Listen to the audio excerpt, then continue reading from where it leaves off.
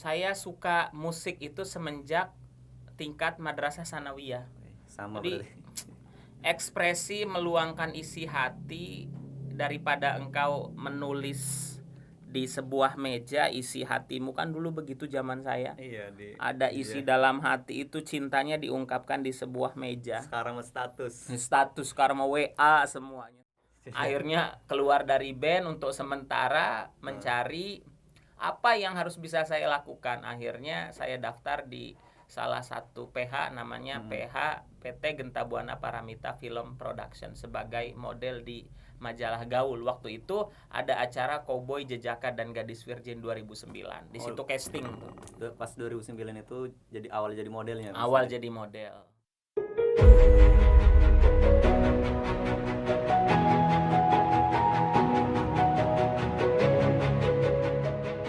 Nah, jadi sekarang balik lagi nih Kang Ustadz ya. Iya. Kang Ustadz tadi bilang katanya mendapatkan titik hidayah saat mendengar kajian Majelis Rasulullah. Emang itu apa yang dikatakan oleh Habib Munzir Al-Musawa itu sehingga Kang Ustadz meninggalkan dunia modelnya gitu dan berpindah balik lagi ke santri? Memang kalau disentuh hati seseorang maka lunak hati. Ketika nasihat itu masuk, berpikir iya ya, alhamdulillah begitu, bersyukur. Kalimat-kalimat itu yang awal terucap dari lisan saya, karena nasihat beliau sederhana sebetulnya. Kematian itu tak terukur dan tak bisa terprediksi. Tapi ingin tidak kita wafat dalam keadaan terbaik, husnul khotimah begitu.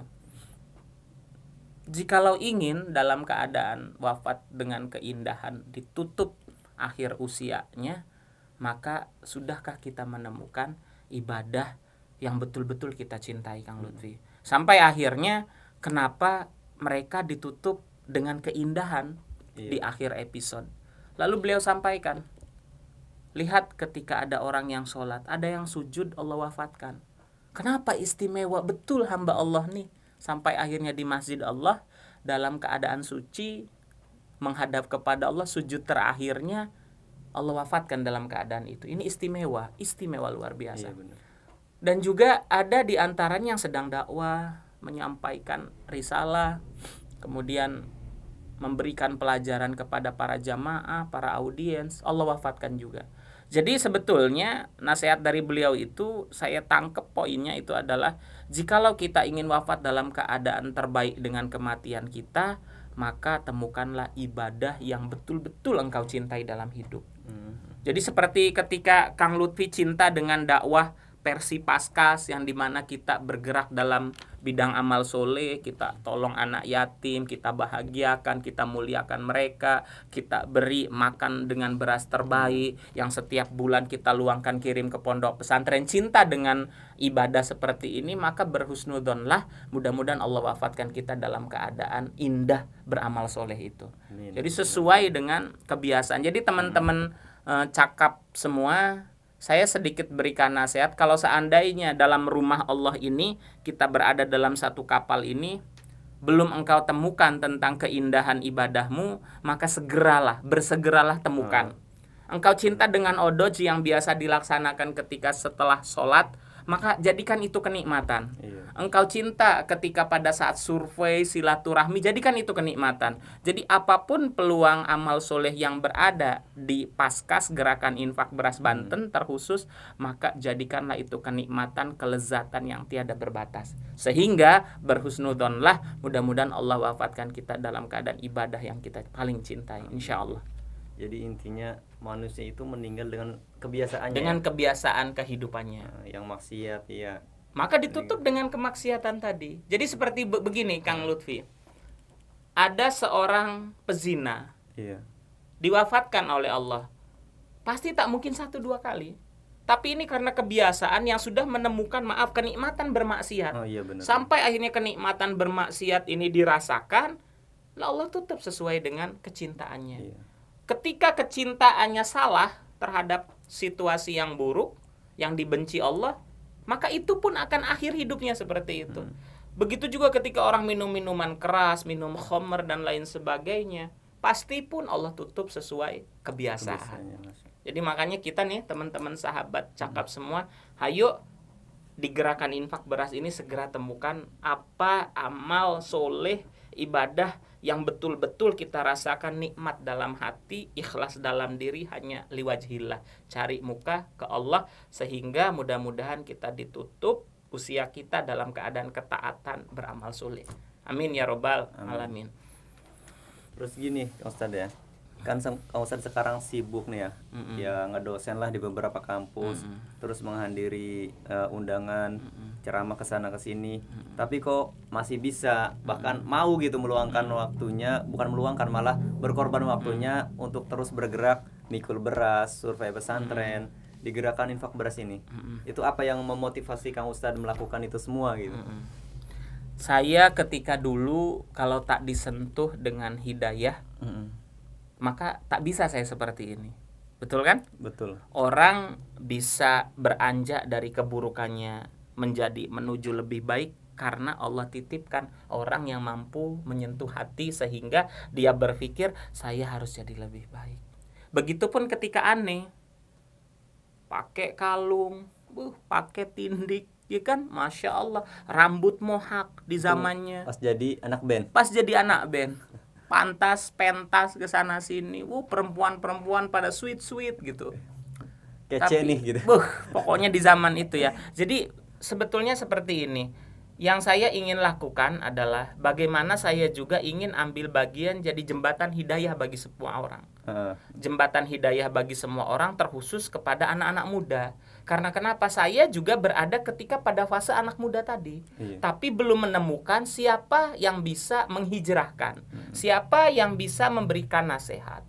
Yang memberikan ilmu dengan ikhlas luar biasa. Sampai akhirnya saya ketemu dengan almarhum, alhamdulillah sampai saat ini. Dan begitupun ketika saya berkata dalam hati, ya Allah, ketika Engkau telah menghijrahkan hamba, maka saya sekarang memiliki keinginan untuk banyak menghijrahkan orang lain. Nah, rumah Paskas Gerakan Infak Beras inilah jadi rumah untuk jembatan hijrah bagi semua. Jadi ketika inilah yang sehingga saya berpikir, kegiatan akademik ngajar di kampus 1, 2, 3, 4 dan seterusnya. Tapi ketika orang yang ada di gerakan infak beras ini tidak terakomodir atau tidak bisa terfasilitasi hidayah dan ilmunya, maka kita pun berdosa. Karena kita kan bersaudara sampai surga. Dan saya diberikan amanah di Paskas ini sebagai Dewan Penasihat Paskas Banten. Jadi otomatis ketika dalam anggota Paskas ini ada yang butuh tentang siraman hidayah, maka disitulah kita ambil peran. Makanya sudah tak lagi hitungan, kamu honornya berapa, gajimu berapa, dapat apa. Secara duniawi tak ada. Tak ada sama sekali. Tapi ada kepuasan batiniah yang ada. Jadi tandanya 3 nih Kang Lut. Ini kalau kita berbicara fase tentang hidayah. Yang pertama, ketika Allah sudah mencintai seseorang, maka akan diberikan tanda-tanda hidayah. Itu diantaranya yang pertama adalah yufaqihu fiddin. Maka Allah mudahkan dia untuk belajar tentang hal agama. Nah, di sini di Paskas setiap hal agama terbuka. Mau belajar akhlak ada, belajar bahasa Arab ada, belajar fikih ada, setiap segala sesuatu untuk memudahkan kita belajar agama ada fasilitasnya. Yang kedua, ketika sudah Allah mudahkan dia untuk belajar tentang hal agama, naik level. Apa itu level kedua? Maka dia akan mulai perlahan meninggalkan perkara-perkara dunia yang tidak mendatangkan manfaat terhadap akhirat. Boleh kita kejar dunia, bukan berarti Islam melarang, tidak. Kita harus kaya, ya kan? Akan tetapi dimensi kedua ini sudah tidak lagi dunia menjadi prioritas, kecuali dunia yang mendatangkan manfaat terhadap akhirat. Nah, yang ketiga, maka level ini tertinggi adalah bagaimana hamba Allah ini akan diistiqomahkan secara total. Dengan cara apa diistiqomah? Dengan turunnya malaikat-malaikat Allah dari langit menguatkan kita. Kadang para paskas nih ngirim beras 1 bulan penuh, seperti kayak di Bandung kan, yang tonasenya sudah besar. Di Banten begitu pun, ketika 1 minggu 2 minggu dari pagi sampai dengan dini hari kadang. Tapi kok besok sudah fresh lagi gitu. Ini yang disebut tatanazzalu alaihimul malaika. Jadi ketika sudah kita cinta dengan amal soleh, Allah tak diam, Allah akan turunkan malaikat-malaikat dari langit untuk menguatkan kita. Jadi sehingga kita bisa beristiqomah dan bersyukurlah manusia-manusia hamba Allah yang Allah titipkan di kapal ini agar menjadi jembatan kebaikan untuk orang lain. Itu seperti itu mungkin Kang Lutfi. Masya Allah ya. Jadi gini sahabat cakap, Ustadz Agus ini bermula dari penasehat Paskas Pontirta ya. Terus beranjak lagi naik jadi penasehat Paskas Banten. Dan sekarang dia marahin juga jadi Tarbiyah Barat Jawa ya. Divisi Tarbiyah Barat Jawa. Ini sesuai dengan apa yang Kiai Lukman katakan. Kata Kiai begini Kang Ustadz. Kalau antum pengen diangkat derajatnya, pengen naik ke permukaan, maka antum harus pengen tahu, pengen belajar dan praktekkan. Maka Allah akan naikkan kita ke permukaan. Dan Kang Ustadz ini saya lihat sudah mempraktekkan itu semua, ketiga poin itu. Terus gimana motivasi untuk teman-teman Paskas yang lain nih Kang Ustadz, yang terutama yang masih ya mandai-mandai ya. Para sahabat Paskas semuanya, terkhusus Paskas Banten, kita tak pernah tahu kapan kematian itu datang. Kita tak pernah tahu kapan ajal itu menjemput.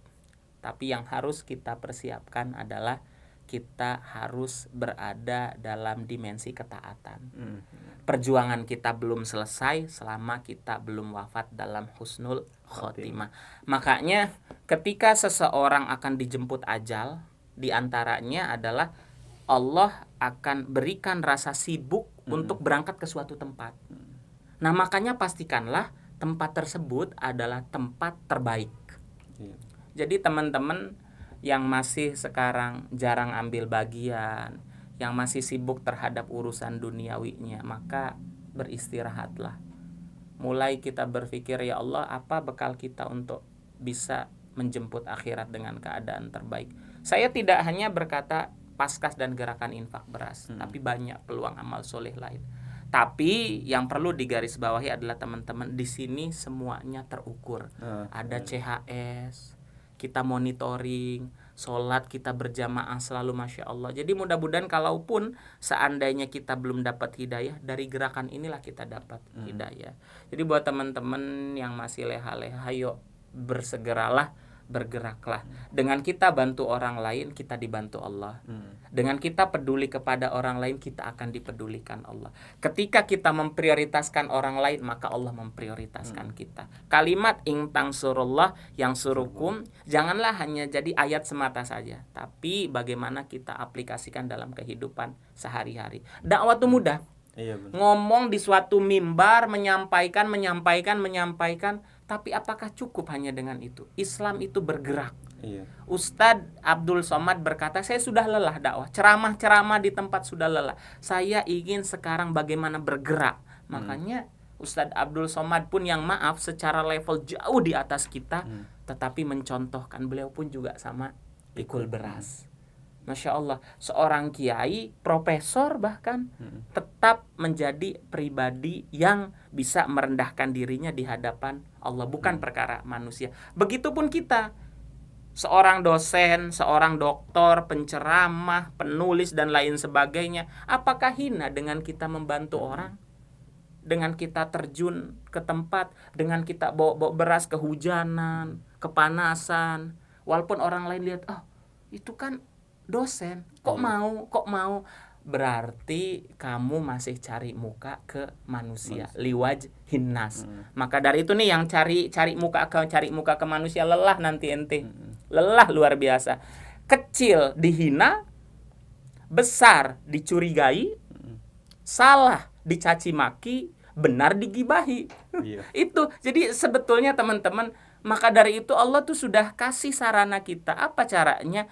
Tetap berpikir, berprinsip kita untuk Allah. Raditu billahi robba. Artinya bukan perkara tentang bagaimana penilaian manusia, tapi kita fokus pada dimensi kebenaran sesuai dengan apa yang diberikan dalam Al-Quran dan hadis. Itu mungkin Kang Lutfi.